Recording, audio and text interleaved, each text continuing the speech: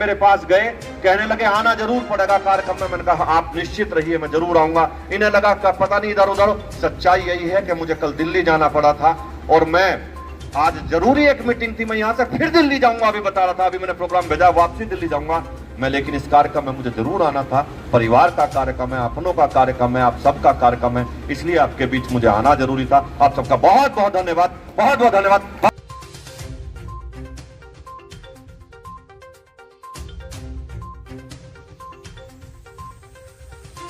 के opening ceremony में उपस्थित आज के कार्यक्रम की अध्यक्षता कर रहे भाई विपिन प्रधान जी, प्रोग्राम में उपस्थित बहुत ही जुझारू कर्मठ भारतीय जनता पार्टी के कार्यकर्ता श्री यशपाल बालियान जी और मंचासीन सभी अतिथिगण,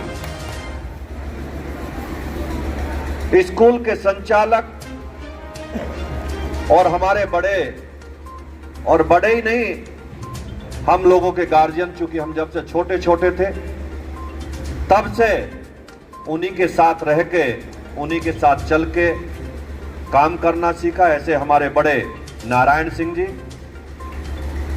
हमारे लिए बहुत ही आदरणीय हैं और जिनका बहुत सम्मान हम सब करते हैं और मैं बहुत सम्मान करता हूं। ऐसे मास्टर प्रीतम सिंह जी और यहां बैठे हुए मेरे सभी बुजुर्ग, नौजवान साथी और प्यारे बच्चों, सबसे पहले आप सबको दोनों हाथ जोड़कर राम नाम करता हूं, प्रणाम करता हूं।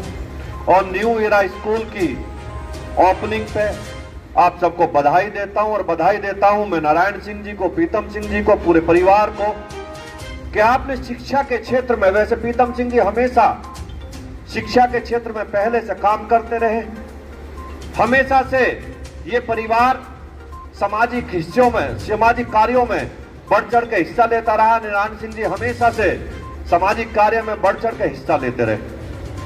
अभी नारायण सिंह जी ने कहा कि 25 साल पहले एक अलख जगाने का काम हमने किया था और मुजफ्फरनगर में जो ग्राउंड कहते थे कि भरा नहीं जा सकता, वो संगीत सोम ने भरा था।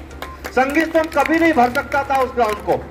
ये आप लोगों का विश्वास, आप लोगों का प्यार मेरे साथ जो हमेशा रहता है, ये उसी का एक हिस्सा था।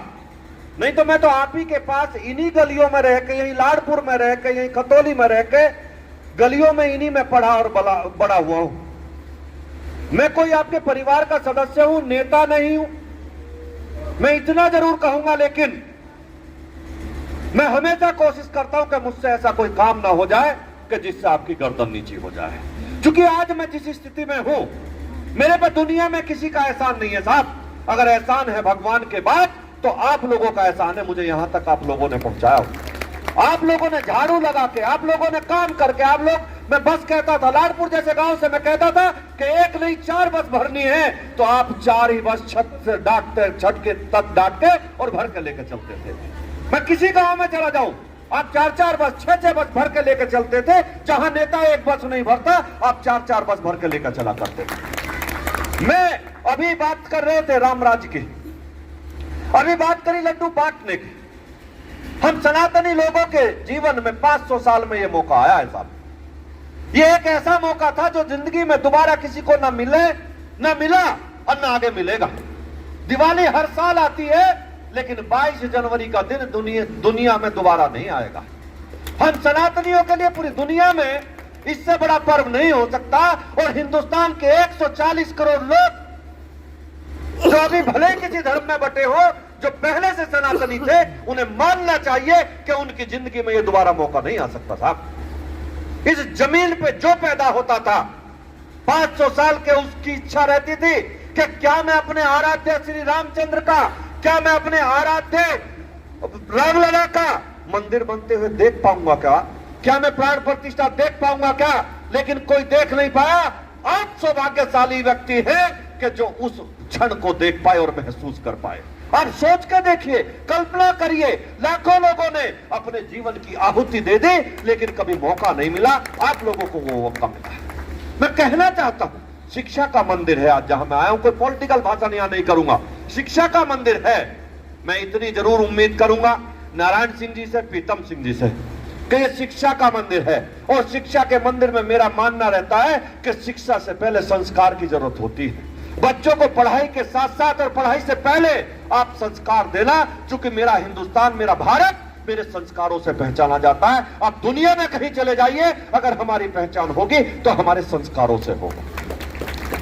मैं हमेशा कहता हूं, संस्कार कभी जमीन पर आकर नहीं मिलते साहब, संस्कार मां के पेट से लेकर आते हैं। हम मां के पेट से लेकर संस्कार आते हैं। जब हमारी मां गर्भवती होती है तो हमारी बूढ़ी अम्मा कहती है कि जिस कमरे में बहू सोएगी, भगवान रामचंद्र जी का फोटो लगा देना, कृष्ण जी का फोटो लगा देना, महाराणा प्रताप का फोटो लगा देना, पृथ्वीराज चौहान का फोटो लगा देना, और फोटो लगा देना मेरी सीता मैया का, रानी लक्ष्मीबाई का, कि जिससे गर्भ में पलने वाला बच्चा जब पैदा होगा तो उनके जैसे संस्कार लेकर आएगा। आप लोगों से कहना चाहता हूं, संस्कारवान बच्चे होने चाहिए। संस्कार हमें नहीं भूलने चाहिए। हमें नहीं भूलना चाहिए कि आज हम यहां से निकल के जहां पहुंचे हैं वो हम अपने संस्कारों के और अपने बड़ों के आशीर्वाद से पहुंचे, अदरवाइज कोई पहुंच नहीं सकता साहब। अगर मुझसे कोई पूछे, अरे मैं तो एक सामान्य घर में पैदा हुआ, सामान्य किसान के यहाँ पैदा हुआ, और ऐसे घर में पैदा हुआ कि अगर एक टाइम सब्जी बन जाए तो दोबारा बनती ना देखी हो, और वहां से निकल के यहां तक पहुंचे हो, और विधायक बनना एक बड़ी बात नहीं है, एमपी बनना बड़ी बात नहीं है, लेकिन आपने संगीत सोम को हिंदुस्तान नहीं पूरी दुनिया में जना रखा है। मैं ऐसे ही बता रहा था, कल मैं वेदांता हॉस्पिटल में देखने चला गया, किसी मरीज को शाम के टाइम देखने गया मैं, तो वहां एक महिला थी, जिस बच्चे को मैं देखने गया था उसकी बुआ थी वहां। जब मैं गया तो उन्होंने बताया कि भैया एक बात आपको बतानी थी। मैंने कहा बताओ। कि मैं अभी महीना भर पहले दुबई घूमने गई थी, मैं परिवार के साथ गई थी। हमने एक गाड़ी बुक करी तो उसमें जो ड्राइवर था वो पाकिस्तान का था। तो उसने हमसे पूछा कि कहां से आए हो, तो हमने कहा हम उत्तर प्रदेश, इंडिया में उत्तर प्रदेश से आए। कि उत्तर प्रदेश में कहां से आए हो? कि हम मेरठ से आए हैं। तो उनको उसने खट से कहा कि वही वाला मेरठ का जहां से संगीत सोम है, तुम वहीं से आए हो क्या? तो उनको मैंने कहा तुम संगीत सोम को जानते हो?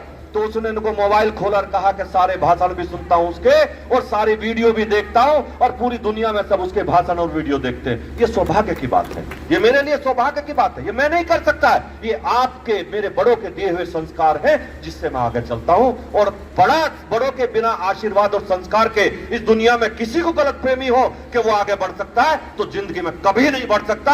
आप लोगों के बड़ों के आदर्शों पर चल के, अपने बड़ों के संस्कारों को लेकर, अपने बड़ों के आशीर्वाद को लेकर हम आगे बढ़ सकते हैं, अगर अदरवाइज हम आगे नहीं बढ़ सकते साहब। ऐसा कोई ऐसे कर्म नहीं कि मैं राजा महाराजा परिवार में पैदा हुआ, मैंने ऐसे कर्म करे। मैं तो आपके आशीर्वाद से, आपका आशीर्वाद लेके यही खतौली की छोटी गलियों में घूमने वाला एक बच्चा आज आपके सामने है। मैं